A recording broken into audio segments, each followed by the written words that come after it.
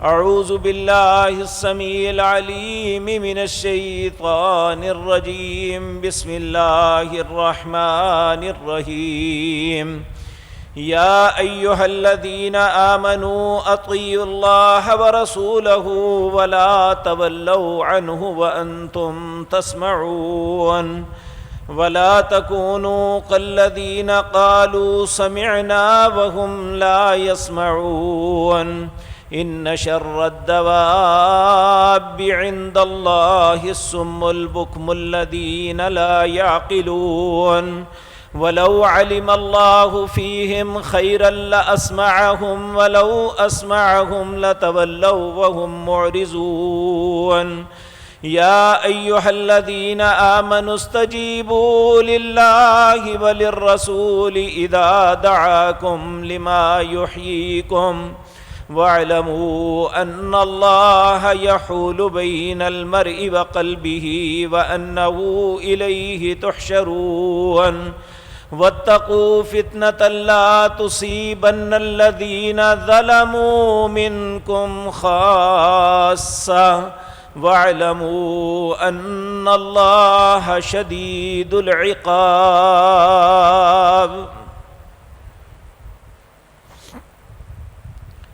حضرات محترم، آج میں اور آپ اتنے گمبھیر مسائل میں گھرے ہوئے ہیں۔ ہر انسان الا ماشاء اللہ معاشی بحران کا شکار ہے، ہر معاملات میں غیر یقینی صورتحال سے دوچار ہیں، ذہنی ڈپریشن کا ہر آدمی شکار بنا ہوا ہے۔ کوئی نہ کوئی سلسلہ، کوئی نہ کوئی معاملہ جس نے اسے ذہنی تناؤ کا شکار کیا ہوا ہے۔ اور اگر ہم اپنی آنے والی نسلوں کو دیکھتے ہیں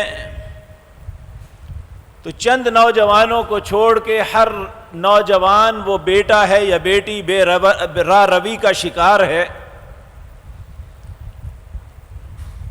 ہمارا معاشرہ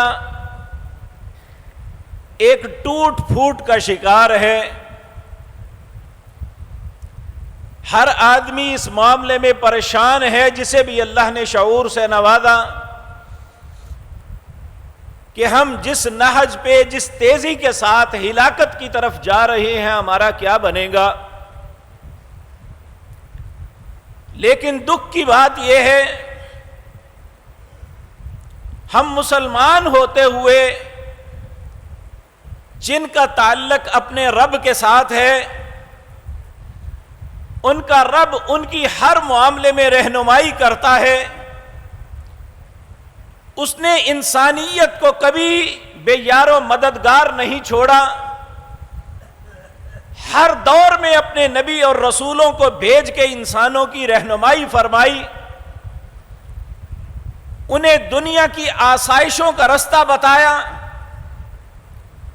تکلیفوں اور مصیبتوں سے نکلنے کی راہ بتائی۔ لیکن اگر ہم اپنے معاملات کو دیکھتے ہیں تو ہمیں احساس ہوگا کہ ہم صرف اپنا وقت ضائع کر رہے ہیں ایک دوسرے کی مخالفت یا ایک دوسرے پہ الزام دھر کے۔ میری مصیبتوں کی وجہ فلاں ہے، میری پریشانیاں فلاں کی وجہ سے آئی ہیں۔ کوئی اپنے رشتوں کو مورد الزام ٹھہرا رہا ہے، کوئی اپنے مخالفین کے متعلق یہ بات کر رہا ہے۔ یعنی ایک عجیب کیفیت سے میں اور آپ دوچار ہیں۔ آج کی مجلس میں یہی بات عرض کرنی ہے کہ ایسا کیوں ہے؟ جب کہ ہم نے اسلام کو قبول کیا، اسلام سلم سے ہے، ہر وہ شخص جو اسلام میں داخل ہوتا ہے اللہ کہتے ہیں وہ سلامتی میں آ جاتا ہے۔ اب سوال یہ پیدا ہوتا ہے سلامتی ہمیں کیوں نہیں مل رہی؟ ہم کیوں انتشار اور افتراق کا شکار ہیں؟ ایک تو اس بات پہ غور کرنا ہے، نعوذ باللہ اللہ نے غلط تو نہیں کہا۔ اللہ کہتا ہے جو اسلام میں داخل ہوتا ہے وہ سلم میں آ جاتا ہے، یعنی سلامتی میں آ جاتا ہے۔ تو اگر اللہ غلط نہیں کہتے تو پھر ہم اپنے کردار، اپنے افعال اور اپنے معاملات، اپنے اقوال کو دیکھنا پڑے گا کہ ہم سے کہاں غلطی ہو رہی ہے۔ میں نے آپ کے سامنے سورت انفال کی کچھ آیات تلاوت کی ہیں۔ جب ایک طالب علم کی حیثیت سے یا ایک ادنا مسلمان کی حیثیت سے ہم ان پہ غور کریں گے تو ہمیں سمجھ آئے گی کہ ہم کہاں کہاں غلطی کھا رہے ہیں۔ سب سے پہلی بات، قرآن کریم کے اندر جب اللہ مخاطب ہوتے ہیں تو یا کہتے ہیں یا ایھا الناس، اے دنیا جہان کے لوگوں۔ اس میں مسلمان اور غیر مسلمان کی کوئی تمیز نہیں، اللہ کے مخاطب سب لوگ ہیں۔ اس میں اگر کوئی مانتا ہے فبہا، نہیں مانتا تو نہ مانے۔ لیکن جب اللہ اہل ایمان کو مخاطب کرتے ہیں تو ایک بڑے عظیم صحابی عبداللہ بن مسعود، جو سابقون الاولون، پہلے نے سب سے پہلے جو لوگ ایمان لائے 40 ان میں ایک ہیں، جن کے متعلق رسول اللہ نے فرمایا کہ دین کے امور سیکھنے ہوں تو آپ نے چند ایک نام لیے، ان میں ایک سیدنا عبداللہ بن مسعود رضی اللہ تعالی عنہ کا بھی نام ہے۔ فرماتے ہیں جب اللہ مخاطب کرتے ہیں یا ایھا الذین آمنوا، اے لوگوں جو ایمان لائے ہو، تو اس وقت اہل ایمان کو ایک ایسا مشورہ دیا جا رہا ہے جو ان کے حق میں خیر کا سبب ہے۔ اس لیے جو اپنے آپ کو ایماندار سمجھتا ہے اسے فوراً کان لگا لینا چاہیے کہ میرا رب مجھ سے کیا تقاضا کرنے لگا ہے، میرا رب کیا رہنمائی کرنے لگا ہے۔ اگر وہ اپنے ساتھ سکا ہے، اگر وہ اپنے متعلق خیر خواہ ہے، تو جب اللہ ان کلمات کے ساتھ مخاطب ہوتا ہے تو فوراً کان لگانا چاہیے، میرا رب کیا کہنا چاہتا ہے مجھے۔ اور دوسرا آپ نے فرمایا یا اللہ کسی بہت بڑی آفت مصیبت سے اہل ایمان کو بچانا چاہتا ہے، تب بھی انسان اگر اپنا خیر خواہ ہے، اپنی ذات کے ساتھ سگا ہے، تو اسے فوراً کان لگانا چاہیے میرا رب مجھے کیا کہنا چاہتا ہے۔ اب یہاں بھی مخاطب اہل ایمان ہیں، اور اللہ کا فضل ہے آپ جتنے بھی تشریف فرما ہیں سب اہل ایمان ہیں۔ یہ ایک یقینی بات ہے کہ ہم اللہ کو اپنا رب مانتے ہیں، محمد الرسول اللہ کی رسالت کا اقرار کرتے ہیں، قرآن کریم کو کتاب حق کی تسلیم کرتے ہیں۔ یہ سارا کچھ ہونے کے باوجود ہمیں جو غلطی ہو رہی ہے اس کا یہاں احساس دلایا جا رہا ہے۔ اللہ فرماتے ہیں یا ایھا الذین آمنوا، اے لوگو جو ایمان لائے ہو، تمہارے اوپر لازم ہے کیا؟ اطیعوا اللہ، اللہ کی اطاعت کرنی ہے، وَرَسُولَهُ، اس کے رسول کی اطاعت کرنی ہے۔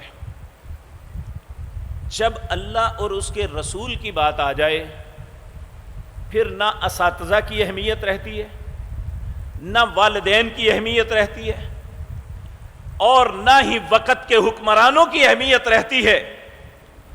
سب سے زیادہ ایماندار کے لیے فوقیت کسی بات کی ہونی چاہیے تو وہ اللہ اور اس کے رسول کی۔ کیوں؟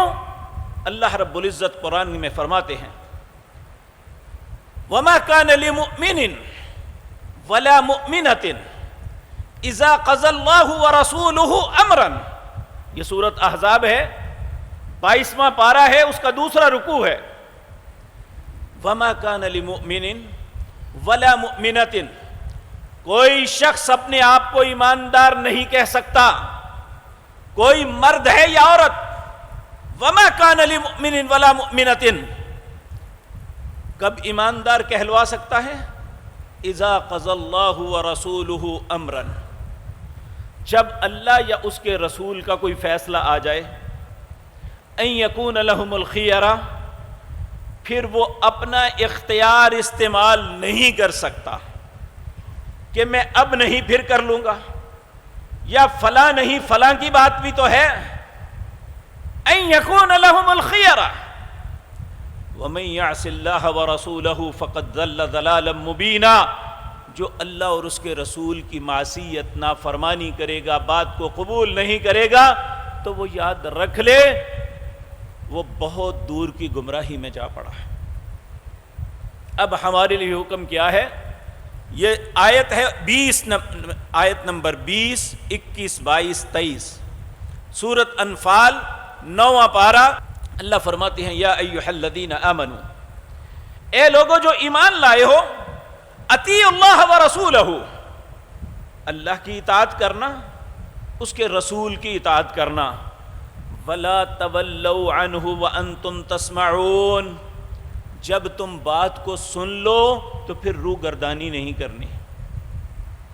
اب آپ دیکھ لیں، میں اپنے دل سے سوال کروں، آپ اپنی شخصیت سے سوال کریں، اللہ کا حکم آتا ہے یہ کام کرو، ہماری زندگی کے کتنے معاملات ایسے ہیں جس میں اللہ کا حکم ایک ہے، ہم اس کے خلاف کر رہے ہیں؟ ہماری زندگی کے کتنے معاملات ایسے ہیں رسول اللہ حکم دیتے ہیں کہ یہ کام اس طرح کرنا ہے، ہم ویسے نہیں کرتے۔ تو اللہ نے ہمیں کیا کہا؟ وَلَا تَكُونُوا كَالَّذِينَ قَالُوا سَمِعْنَا وَهُمْ لَا يَسْمَعُونَ، اے امت محمد الرسول اللہ صلی اللہ علیہ وسلم، تم ان لوگوں کی طرح نہ ہو جانا جنہوں نے کہا ہم نے سن لیا، حالانکہ انہوں نے کچھ بھی نہیں سنا۔ کیا مطلب؟ یہ نہیں کہ سنا نہیں، انہوں نے سنا لیکن نہ تو اسے قبول کیا نہ اس پہ عمل کیا، بلکہ الٹا یہود کا وتیرہ کیا تھا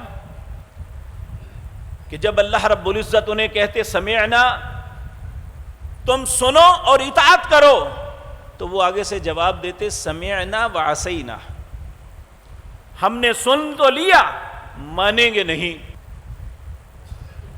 ایک مرتبہ جب یہ آیت اتری نا للہ ما فی السماوات وما فی الارض وَإِن تُبْدُوا مَا فِي أَنفُسِكُمْ أَوْ تُخْفُوهُ يُحَاسِبْكُمْ بِهِ اللَّهُ فَيَغْفِرُ لِمَن يَشَاءُ وَيُعَذِّبُ مَن يَشَاءُ وَاللَّهُ عَلَى كُلِّ شَيْءٍ قَدِيرٌ۔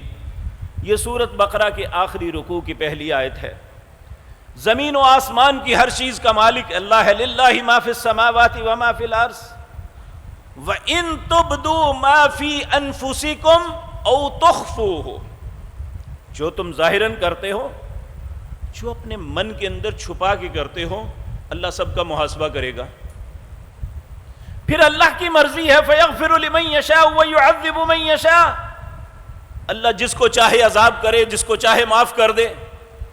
تو صحابہ کرام رضوان اللہ علیہم اجمعین کہتے ہیں ہماری کیفیت یہ تھی جیسے کمریں ٹوٹ گئی ہیں، اگر ہر چیز کا مواخذہ ہو گیا تو ہمارا بنے گا کیا؟ ہماری سوچ پہ بھی ہمیں اگر پوچھ لیا تو نبی کریم کی خدمت میں حاضر ہوئے، جا کے عرض کی یا رسول اللہ اس طرح تو مارے گے ہم۔ آپ نے فرمایا کیا تم نے بھی اپنی سوچ یہود کی طرح بنا لی ہے کہ جنہیں جب حکم دیا گیا کہ سن کے اطاعت کرو، انہوں نے کہا سمعنا وعصینا؟ اگر تم خیر چاہتے ہو تو کہو سمعنا واطعنا، ہم نے سن لیا اب فرما برداری کریں گے، بچنے کی کوشش کریں گے۔ اللہ صحابہ کی قبروں کو نور سے بھر دے، انہوں نے رسول اللہ کے حکم کی تعمیل کی، فوراً دل کے اندر جو تھوڑی سی خلش تھی وہ بھی ختم کر دی کہ مالک ٹھیک ہے آپ کا حکم ہے تو ہم اطاعت کریں گے، ہم نے بات کو سن لیا، فرما برداری کریں گے۔ تو جب کوئی انسان اپنے آپ کو فرما برداری کے لیے تیار کر لیتا ہے، اڑتا نہیں اپنے مالک کے سامنے، تو اللہ اس کے لیے آسانی کے دروازوں کو کھول دیتا ہے۔ لیکن آج ہماری غلطی یہ ہے، ہم اپنی پریشانیوں کا الزام دوسرے پہ لگا کے مطمئن ہو جاتے ہیں، لیکن اپنے کردار کی درستگی کے لیے کوئی کوشش نہیں ہے، چاہے وہ کہنے والا ہے یا سننے والے ہیں۔ حقیقت بات یہ ہے کہ ہم ہر بات کو سنتے ہیں اور بعض اوقات بڑی معصومیت سے کہتے ہیں یہ مولویوں کے اندر عمل ہونا تو یہ لوگ مانے کیوں نہ۔ ٹھیک ہے، اس میں کوئی شک نہیں، ہم بہت گناہ گار ہیں۔ انبیاء تو پاک باز تھے نا، تو نبی کریم صلی اللہ علیہ وسلم نے فرمایا بعض انبیاء آئیں گے قیامت کا دن، ان کے ساتھ ایک یا دو بندے ہوں گے، بعض ایسے ہوں گے جن کے ساتھ کوئی بھی ساتھی نہیں ہوگا۔ آپ کو معلوم ہے سیدنا نوح علیہ السلام نے اپنی قوم کے سامنے کتنے سال تبلیغ کی تھی؟ قرآن کریم کہتا ہے 950 سال۔ اور کتنے لوگ مومن یا مسلمان ہوئے تھے؟ 82 لوگ صرف۔ تو کیا ان کا کردار نہیں تھا؟ یہ بھی ایک بہانہ ہے۔ دیکھیں، میں اگر آپ کے سامنے اپنی بات عرض کروں، آپ کا حق ہے اسے رد کر دیں، آپ کے ایمان پہ کوئی فرق نہیں پڑے گا۔ آپ میری 1000 باتوں کو رد کر دیں، آپ کے ایمان پہ فرق نہیں پڑے گا۔ لیکن اگر میں یا آپ اللہ یا اس کے رسول کی ایک بات کو بھی رد کریں گے، ہمارا ایمان نہیں قائم رہے گا۔ آپ یہ مت سوچا کریں کہ میرا کردار کیا ہے، میں کتنا گناہ گار ہوں، میں اقرار کرتا ہوں، لیکن جس کی بات کر رہا ہوں اس سے تو بہتر کوئی نہیں ہے نا اللہ۔ اس کے رسول میں کوئی غلطی ہے تو بتا دیں۔ تو جب بات اللہ اور اس کے رسول کی کریں تو پھر تو ہمیں مان لینا چاہیے نا۔ اس وقت تو ہمیں اپنی انانیت کو سامنے نہیں لانا چاہیے۔ اللہ کے سامنے کبھی کس چیز کی انا ہے؟ رسول اللہ کے سامنے آپ دیکھیں، آپ ماشاءاللہ اللہ کے گھر میں آئے ہیں، ابھی ہم نماز پڑھیں گے تو اپنی سب سے عزت والی جگہ پیشانی اللہ کے قدموں میں رکھ دیں گے۔ یہاں انا کہاں جاتی ہے پھر؟ اس لیے اگر ہم ایسا کرنے میں کوئی حرج محسوس نہیں کرتے تو بات ماننے میں بھی ہمیں حرج محسوس نہیں کرنا چاہیے۔ بالفرض اگر نہیں مانیں گے، اللہ رب العزت نے پہلے تو یہ 2 باتیں سمجھائی۔ آیت نمبر 20 اور 21 میں پہلے تو بڑے پیار سے کہا یا ایھا الذین آمنوا، اے لوگو جو ایمان لائے ہو، اطیعوا اللہ ورسولہ، اطاعت کرو اللہ اور اس کے رسول کی، ولا تولوا عنہ وانتم تسمعون، جب تم بات کو سن لو تو روگردانی نہ کرنا، منہ نہ پھیرنا۔ پھر کہا ولا تکونوا کالذین قالوا سمعنا وهم لا يسمعون، ان لوگوں کی طرح نہ ہو جانا جنہوں نے کہا ہم نے سن لیا حالانکہ انہوں نے کچھ نہیں سنا۔ اگر ان دونوں باتوں کو جو اللہ نے بڑی پیار سے ہمیں سمجھانے کی کوشش کی ہم نہیں مانیں گے، ہم قبول نہیں کریں گے، تو معلوم ہے اللہ کی نظروں میں ہم کیا ہو جائیں گے؟ ہم اہل ایمان نہیں، ہم انسانیت سے بھی گر جائیں گے۔ کہا جب کوئی انسان ان باتوں کو نہیں مانے گا، ان شر الدواب، العیاذ باللہ، اللہ ہم سب کو اپنی پناہ میں رکھے۔ دیکھیں، اللہ نے انسان کی تکریم میں 2 آیات جو نازل فرمائی ہیں، سورت 3 کے آغاز میں قسمیں اٹھا کے، اور سورت بنی اسرائیل کے اندر، سورت بنی اسرائیل میں فرمایا وَلَقَدْ كَرَّمْنَا بَنِي آدم، میں نے آدم کی اولاد کو ساری مخلوقات پہ فوقیت اور فضیلت دی۔ اور سورت 3 میں فرمایا وَالتِّينِ وَالزَّيْتُونِ وَطُورِ سِينِينَ وَهَٰذَا الْبَلَدِ الْأَمِينِ لَقَدْ خَلَقْنَا الْإِنسَانَ فِي أَحْسَنِ تَقْوِيمٍ، مجھے تین کی قسم ہے، زیتون کی قسم ہے، طور سینا پہاڑ کی قسم ہے، امن والے شہر مکے کی قسم ہے، میں نے انسان جیسا خوبصورت کوئی نہیں بنایا۔ لیکن جب یہی انسان ایمان کا ایگریمنٹ کرنے کے باوجود نہ اللہ کی سنتا ہے نہ اس کے رسول کی، تو پھر اللہ اسے کہتے ہیں ان شر الدواب، جتنے جانور میں نے بنائے ہیں ان میں سب سے بدترین جو جانور ہے انسان اس سے بھی بدتر ہے. اگر ہم نہیں مانیں گے تو ہم کہاں کھڑے ہوں گے؟ ان شر الدواب عند اللہ الصم البکم الذین لا یعقلون. بدترین جانور ہے وہ انسان جو گونگا ہے، بہرا ہے، عقل نہیں کرتا. آپ سورۃ ملک اکثر مسلمان رات کو عشاء کی نماز کے بعد پڑھتے ہیں. رسول اللہ کا حکم سمجھ کے اس کی تعمیل میں ایسا کرتے ہیں. اللہ اکبر. سورۃ ملک کے پہلے رکوع کے اندر یہ اللہ رب العزت فرماتے ہیں جب انہیں گھسیٹ کے جہنم کی طرف لے جایا جائے گا، انہیں پوچھا جائے گا الم یاتکم نذیر، کیا تمہارے پاس ڈرانے والا کوئی نہیں آیا تھا؟ قالوا بلا قد جاءنا نذیر، ہاں آیا تو تھا. فکذبنا وقلنا ما نزل اللہ من شیء، ہم نے کہا تم پہ اللہ نے کچھ نازل نہیں کیا، جھوٹ بولتے ہو تم. یعنی انبیاء اور رسل کو غلط کہہ دیا.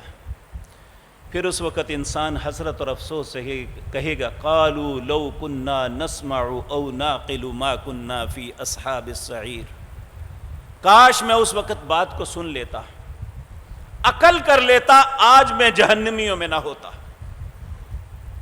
تو اس لیے میرے اور آپ کے لیے یہ نصیحت ہے کہ جب اللہ اور اس کے رسول کی بات آئے تو پھر معاشرے کی رسم کوئی حیثیت نہیں رکھتی، ہمارے باپ دادا کی بات کی کوئی حیثیت نہیں. آپ اہل ایمان ہیں، مسلمان ہیں. یہ بہانہ تو ان لوگوں نے لگایا تھا جو کفر کی زندگی بسر کر رہے تھے. جب انبیاء نے انہیں دعوت توحید دی، اللہ اور اس کے رسول کی اطاعت کا کہا، تو انہوں نے جواب میں کہا انا وجدنا آباءنا علی امۃ و انا علی آثارہم مہتدون. ہم نے اپنے باپ دادا کو ایک دین پہ پایا، ایک طریقے پہ پایا، اور ہم انہی کے نقش قدم پہ چلیں گے، تمہاری بات کو نہیں مانیں گے. آج بھی میرے عزیز بھائیوں، میں ان لوگوں کی بات نہیں کرتا جو بظاہر دین کے دعوے دار تو ہیں لیکن دین کی اساس بھی ان کے اندر نہیں. نہ نماز ہے، نہ روزہ ہے، نہ زکوٰۃ ہے، نہ حج ہے، نہ عمرہ ہے، نہ کوئی خیر کی بات ہے. میں ان لوگوں کی بات کرتا ہوں جو دین کے ساتھ مس رکھتے ہیں لیکن بدقسمتی سے مختلف فرقوں میں بٹے ہیں. آج بھی اگر اللہ کے قرآن سے کوئی بات سنائی جائے تو کہتے ہیں ہمارے ابا جان تو اس طرح کرتے تھے، یا ہمارے عالم دین تو ایسے کہتے ہیں. تو میں آپ سے عرض کر لوں، اللہ اور اس کے رسول کے سامنے نہ باپ دادا کی حیثیت ہے اور نہ علماء، پیر، امام، مولوی کی کوئی حیثیت ہے. جب اللہ یا اس کے رسول کا حکم آ جائے تو یہ ساری کائنات بھی ایک طرف کھڑی ہو جائے. ابراہیم علیہ السلام پوری کائنات میں اکیلے مسلمان تھے، سب لوگ ان کے مخالف تھے، وقت کے حاکم بھی اور اس وقت کے مذہب کے ٹھیکیدار بھی. تو اللہ نے ان سارے لوگوں کو نہیں کہا تھا ابراہیم اکیلے کو کہا تھا ان ابراہیم کان امۃ واحدہ.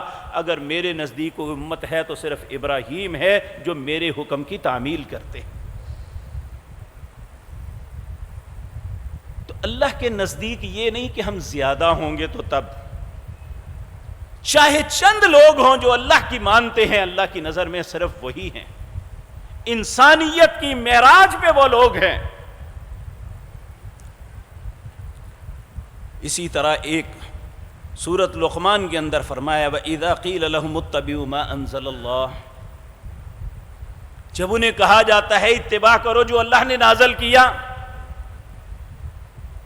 تو اس وقت بھی انہوں نے کہا قَالُوا بَلْ نَتَّبِعُ مَا وَجَدْنَا عَلَيْهِ آبَاءَنَا،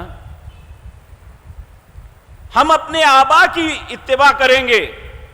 اور آج ہم کیا کہتے ہیں کہ ہم چونکہ فلاں امام کے مقلد ہیں اس لیے ان کی بات مانیں گے. امام ابو حنیفہ رحمۃ اللہ علیہ، امام شافعی، امام مالک، امام احمد بن حنبل، ان کی عزت، عظمت، شرافت اپنی جگہ، لیکن وہ رسول اللہ سے بہتر نہیں ہیں. اور ان پاک باز بزرگوں نے اپنی زندگی میں بریت کا اظہار کیا۔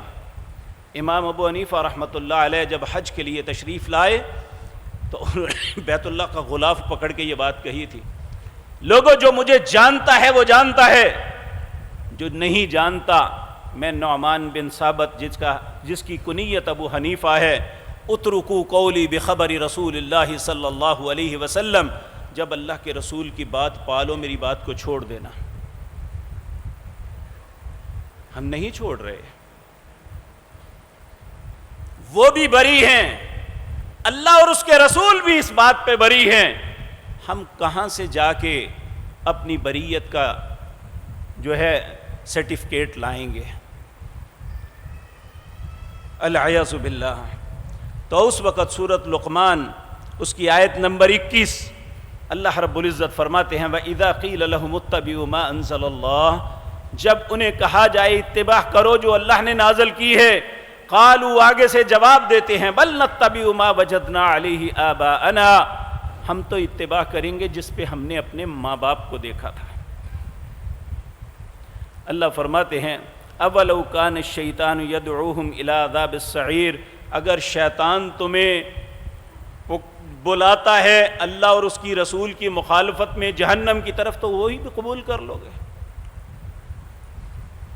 وَإِذَا قِيلَ لَهُ، پھر سورۃ بقرہ میں اللہ فرماتے ہیں وَإِذَا قِيلَ لَهُمُ اتَّبِعُوا مَا أَنزَلَ اللَّهُ قَالُوا بَلْ نَتَّبِعُ مَا أَلْفَيْنَا عَلَيْهِ آبَاءَنَا۔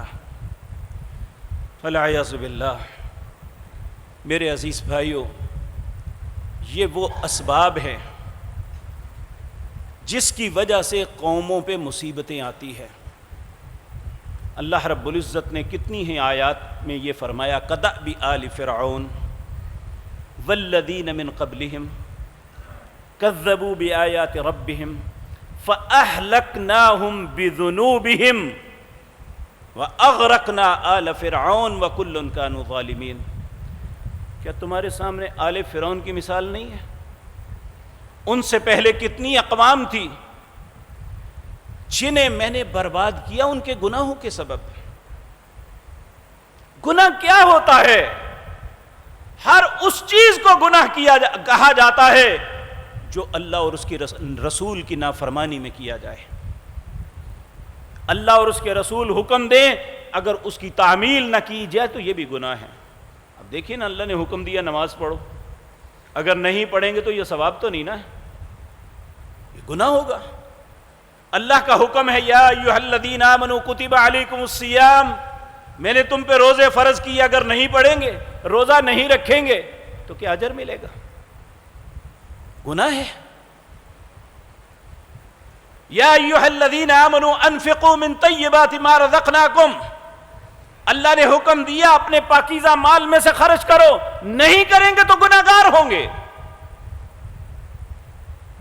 اللہ نے کہا وَلِلَّهِ عَلَى النَّاسِ حِجُّ الْبَيْتِ مَنِ اسْتَطَاعَ إِلَيْهِ سَبِيلًا، اللہ نے تمہارے لیے حج کو مقرر کیا ہے، جو استطاعت رکھتا ہے رستے کی وہ حج کرے، اگر نہیں کریں گے تو اللہ نے فرمایا فَإِنَّ اللَّهَ غَنِيٌّ عَنِ الْعَالَمِينَ، اللہ سارے جہان والوں سے بے پرواہ ہے۔ وَمَنْ كَفَرَ فَإِنَّ اللَّهَ غَنِيٌّ عَنِ الْعَالَمِينَ، جو انکار کرے گا اللہ بے پرواہ ہے، پھر اسے کوئی پرواہ نہیں ہے اس کی۔ اسی طرح بعض چیزوں کا اللہ نے حکم دیا کہ یہ نہیں کرنی، جب ہم وہ کرتے ہیں تو اس کا لازمی نتیجہ یہ نکلتا ہے۔ مسند احمد کے اندر روایت ہے، ام سلمہ رضی اللہ تعالی عنہا ام المومنین، نبی مکرم کی زوجہ محترمہ، ہماری مومنوں کی ماں، اس حدیث کی راویہ ہیں کہ نبی کریم صلی اللہ علیہ وسلم نے، اب آپ کی امت کی بات کرتے ہیں، آپ نے فرمایا اذا ظہرت المعاصی فی امتی عمہم اللہ بعذاب من عندی، جب میری امت کے اندر گناہوں کی بہتات ہو جائے گی، نافرمانی اور معصیت عام ہو جائے گی، اللہ اور اس کے رسول کی بات کو نہ ماننے کی روش عام ہو جائے گی، تو پھر اللہ چاروں طرف سے عذاب سے گھیر لے گا۔ اماں جی نے ایک سوال کر دیا، اما فیہم یومئذ اناس صالحون، کیا اس وقت نیک لوگ نہیں ہوں گے؟ تو نبی کریم صلی اللہ علیہ وسلم نے فرمایا ہوں گے۔ تو کہا ان کا معاملہ، کہا یصیبہم ما اصاب الناس، جو گناہگار بد کردار لوگ جن مصیبتوں کا شکار ہوں گے، نیک لوگ بھی ان کا شکار ہو جائیں گے۔ جب عمومی طور پہ گناہوں کی بہتات ہو جائے گی، میرے بھائیوں میں معذرت کے ساتھ یہ باتیں عرض کرنے لگا ہوں، اللہ رحم کر دے ہم پہ۔ کوئی چیز آپ کو یقین ہے کہ خالص مل سکے؟ کسی بھی جگہ پہ آپ جا کے کوئی خالص چیز لے سکتے ہیں؟ خریدار کون ہے اور فروخت کنندہ کون ہے؟ چیز بنانے والا کون ہے؟ وہ بھی کلمہ طیبہ پڑھتا ہے، اس میں ملاوٹ کرنے والا بھی کلمہ طیبہ پڑھتا ہے۔ اس نے اپنے رب کے ساتھ ایگریمنٹ کیا تھا کہ مالک تیری بات کو مانوں گا، تو کیا اللہ نے ملاوٹ کرنے کی اجازت دی ہے ہمیں؟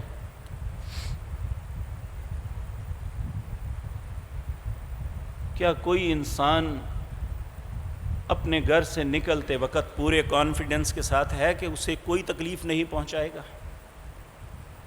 کہ وہ واپس اسی طرح سلامتی کے ساتھ اپنے گھر میں آ جائے گا، اپنے مال، اپنی عزت، اپنے خون کے ساتھ واپس جائے گا؟ کیا ایسا ہے؟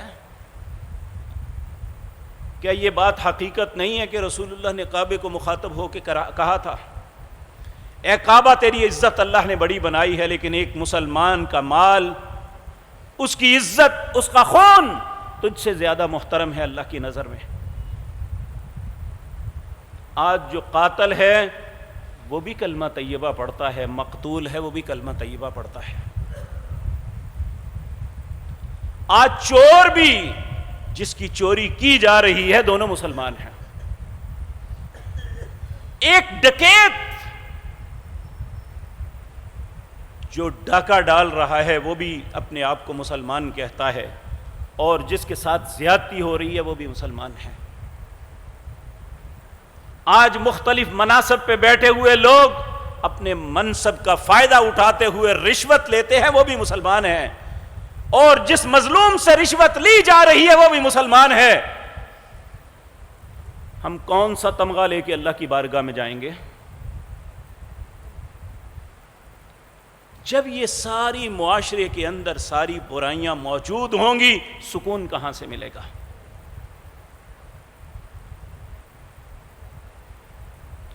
یہ سبب ہے ہماری خطاؤں کی وجہ سے۔ سورۃ طٰہٰ ہے، 16واں پارہ، اس کا آخری رکوع۔ بڑی سخت بات ہے، ہمیں اللہ سے ڈر جانا چاہیے۔ اللہ اکبر۔ اللہ رب العزت فرماتے ہیں وَمَنْ أَعْرَضَ عَنْ ذِكْرِي فَإِنَّ لَهُ مَعِيشَةً ضَنْكًا وَنَحْشُرُهُ يَوْمَ الْقِيَامَةِ أَعْمَى قَالَ رَبِّ لِمَ حَشَرْتَنِي أَعْمَى وَقَدْ كُنْتُ بَصِيرًا قَالَ كَذَلِكَ أَتَتْكَ آيَاتُنَا فَنَسِيتَهَا وَكَذَلِكَ الْيَوْمَ تُنْسَى وَكَذَلِكَ نَجْزِي مَنْ أَسْرَفَ بِآيَاتِ رَبِّي وَالْعَذَابُ الْآخِرَةِ أَشَدُّ وَأَبْقَى۔ اے اللہ تو ہم پہ رحم فرمانا۔ اللہ فرماتے ہیں وَمَنْ أَعْرَضَ عَنْ ذِكْرِي، جب میرے ذکر سے اعراض کر جاؤ گے، میرے حکم کو کوئی حیثیت نہیں دو گے، میرے حلال کو حلال تصور نہیں کرو گے، میرے حرام کی ہوئی چیزوں سے بچنے کی کوشش نہیں کرو گے، تو سب سے پہلا میرا عذاب یہ ہوگا فَإِنَّ لَهُ مَعِيشَةً ضَنْكًا، میں تمہاری معیشت تم پہ تنگ کر دوں گا۔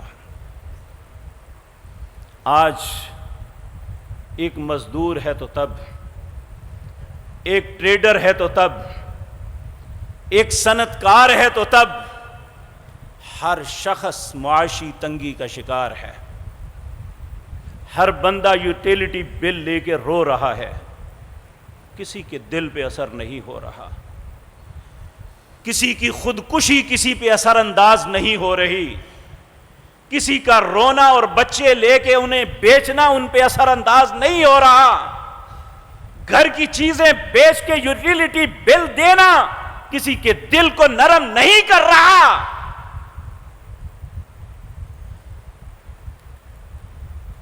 جن کے ساتھ ظلم ہو رہا ہے وہ بھی اپنے گناہوں کے سبب، اور جو ظلم کر رہے ہیں وہ مت سمجھیں کہ اللہ کی عدالت میں بچ جائیں گے، ان کے گھروں میں بھی سکون نہیں ہوگا۔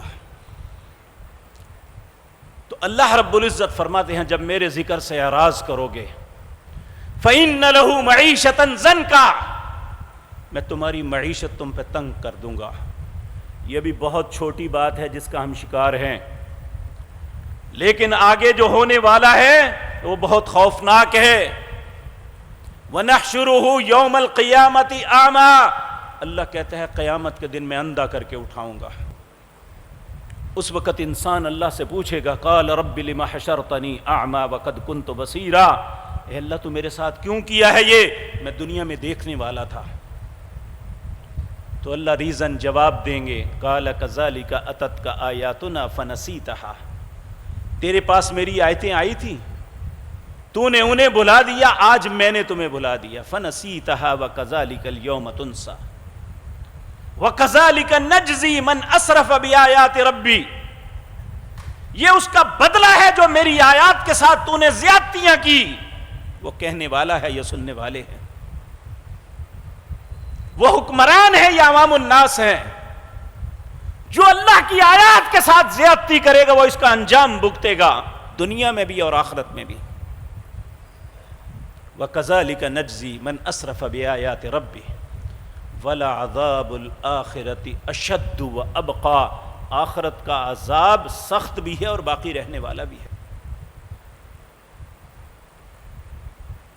تو جو حدیث میں پہلے ام سلمہ رضی اللہ تعالی عنہا کی عرض کر رہا تھا، اس میں ام سلمہ نے کہا ہماری ماں نے اما فیہم یومئذ اناس صالحون، اے اللہ کے رسول اس وقت اچھے لوگ نہیں ہوں گے؟ کہاں ہوں گے؟ یصیبہم ما اصاب الناس، جن مصیبتوں میں لوگ شامل ہوں گے وہ بھی اس میں ہو جائیں گے، لیکن انجام دونوں کا مختلف ہوگا۔ جو اچھائی پہ زندگی بسر کرتے ہیں دنیا میں ان حالات میں تو وہ تنگی کا شکار رہیں گے، ثم یسیرون الی مغفرۃ من اللہ ورضوان، پھر جب وہ اللہ کی بارگاہ میں جائیں گے تو اللہ کی معافی کے بھی مستحق ہوں گے، اللہ کی رضامندی میں بھی شامل ہو جائیں گے۔ تو یہاں کم از کم میری عرض کرنے کا مقصد یہ ہے کہ ہم دنیا کی روش دیکھ کے اسی رستے پہ نہیں چلیں۔ اگر اللہ نے حرام سے بچایا ہے تو بچ کے رہیں، اگر اللہ نے اپنی اطاعت کا جذبہ دیا ہے تو اس میں اور زیادہ ہو جائیں، اگر ہم رسول اللہ کی اطاعت کرتے ہیں، فرما برداری میں زندگی بسر کرتے ہیں تو اس میں اور زیادہ کمر بستہ ہو جائیں۔ لیکن یہ بھی بات یاد رکھیں کہ اگر ہماری نیکی ہے تو صرف اپنی حد تک ہے، ہمیں دوسرے سے کوئی غرض نہیں ہے، جبکہ اللہ کے نبی جناب محمد الرسول اللہ کا فرمان ہے والذی نفسی بیدہ، اس ذات کی قسم ہے جس کے ہاتھ میں میری جان ہے، لَتَأْمُرَنَّ بِالْمَعْرُوفِ وَلَتَنْهَوُنَّ عَنِ الْمُنْكَرِ، تمہیں ضرور لوگوں کو نیکی کا حکم کرنا ہوگا، کم از کم اپنے دائرہ کار کے اندر تو ہم کر سکتے ہیں نا۔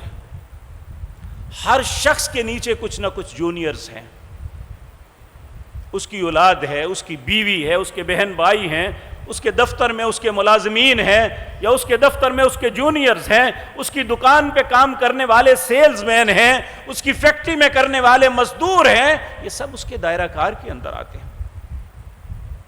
لَتَأْمُرَنَّ بِالْمَعْرُوفِ، تمہیں ضرور نیکی کا حکم کرنا ہوگا، صرف نیکی اپنی ذات تک نہیں۔ نبی کریم نے قسم اٹھا کے کہا والذی نفسی بیدہ لَتَأْمُرَنَّ بِالْمَعْرُوفِ، یہ صرف علماء کی ذمہ داری نہیں ہے، ہر مسلمان کی ذمہ داری ہے۔ لَتَأْمُرَنَّ بِالْمَعْرُوفِ، کہ اسے نیکی کا حکم آگے پہنچانا ہے. وَلَتَنْهَوُنَّ عَنِ الْمُنْكَرِ، برائی کو دیکھ کے اسے روکنا ہے. تو نبی کریم نے فرمایا جب تم یہ کام چھوڑ دو گے اللہ تم پہ عذاب مسلط کر دے گا، پھر تم دعائیں مانگو گے اللہ تمہاری دعا کو قبول نہیں کرے گا. اب ان ساری باتوں کے سینیریو میں اگلی بات یہ ہے کہ حل کیا ہے. تو اللہ رب العزت آیت نمبر 24 یہی سورۃ انفال جس کی آیات میں نے پڑھی ہیں، آیت نمبر 23 پہلے سنا لوں. اللہ فرماتے ہیں وَلَوْ عَلِمَ اللَّهُ فِيهِمْ خَيْرًا، کچھ ایسے بدنصیب بھی ہوتے ہیں ان کے اندر بلائی ہوتی ہی نہیں، انہیں ایک نہیں 1000 مرتبہ بھی سنا لو وہ بات مانتے ہی نہیں. اللہ ایسا بدنصیب ہمیں نہ بنائے. اللہ کہتے ہیں وَلَوْ عَلِمَ اللَّهُ فِيهِمْ خَيْرًا، اگر یہ جو لوگ نہیں سن رہے ان کے اندر بھلائی تھوڑی سی بھی میں پا لیتا لَأَسْمَعَهُمْ، میں انہیں سنا دیتا. وَلَوْ أَسْمَعَهُمْ لَتَوَلَّوْا وَهُمْ مُعْرِضُونَ، اب اگر انہیں سناؤں گا بھی تو منہ موڑ کے چلے جائیں گے، نہیں بات مانیں گے. آپ دیکھیں اللہ ہم پہ رحم فرمائے، اللہ ہمارے دلوں کے اندر اپنا خوف ڈال دے. یہ جو بھی گفتگو ہو رہی کتنی سنجیدگی ہے، لیکن کئی میرے بھائی بیٹے ایسے بھی ہوں گے ان باتوں پہ بھی ہنس رہے ہیں.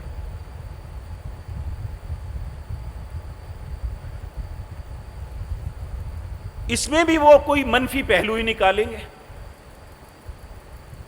تو میرے بھائیوں یہ کوئی دانائی کی علامت نہیں ہے. اب حل کیا ہے؟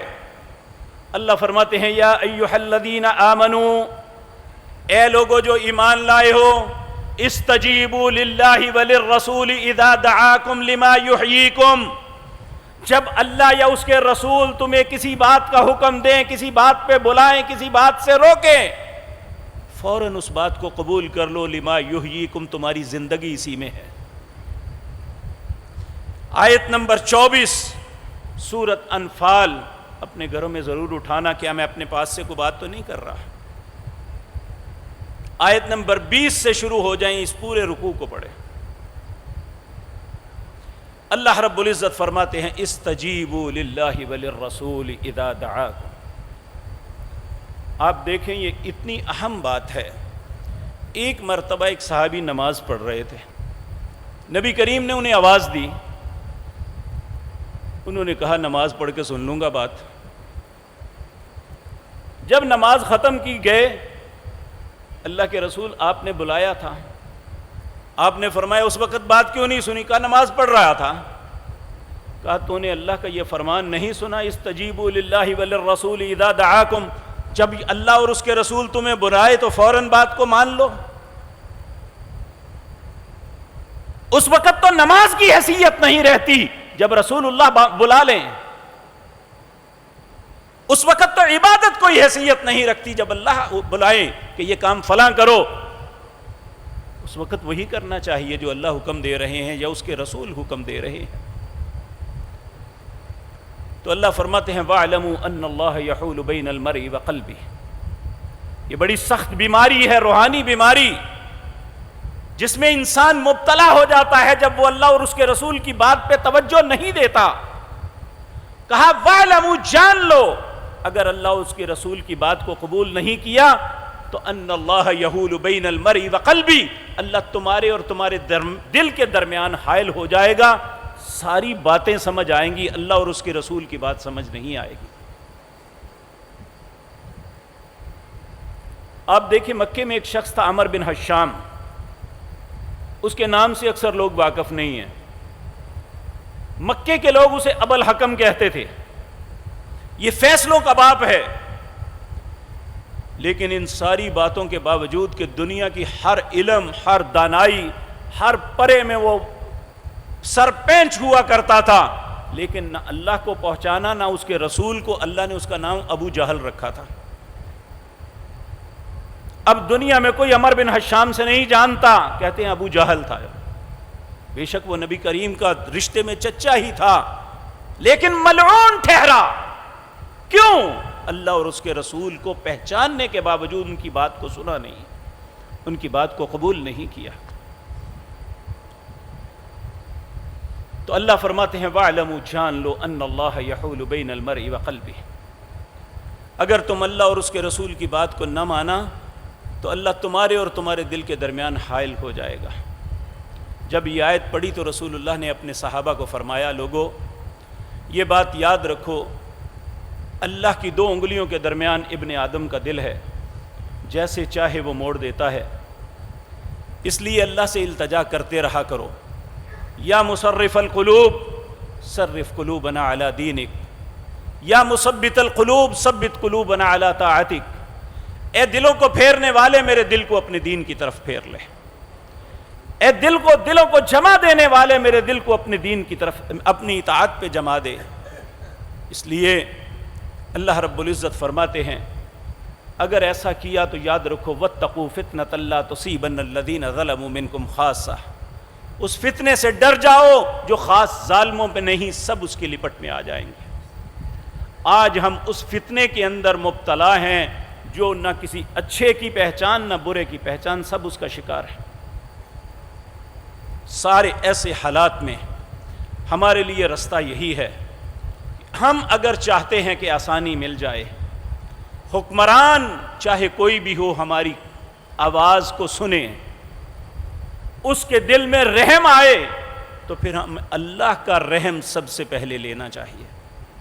اللہ ہم پہ کب رحم کرے گا؟ جب ہم اپنے رب کی بات کو سنیں گے, جب اس کو قبول کریں گے, اس کے مطابق چلیں گے. میرے عزیز بھائیوں, آخری بات عرض کر کے ختم کرتا ہوں. آج اتنے شدید اور کربناک دور کے اندر بھی جو شخص رزق حلال کماتا ہے, رزق حلال کھاتا ہے, جو شخص اللہ کے فرائض کو پورا کرتا ہے, وہ آج بھی پریشان نہیں ہے.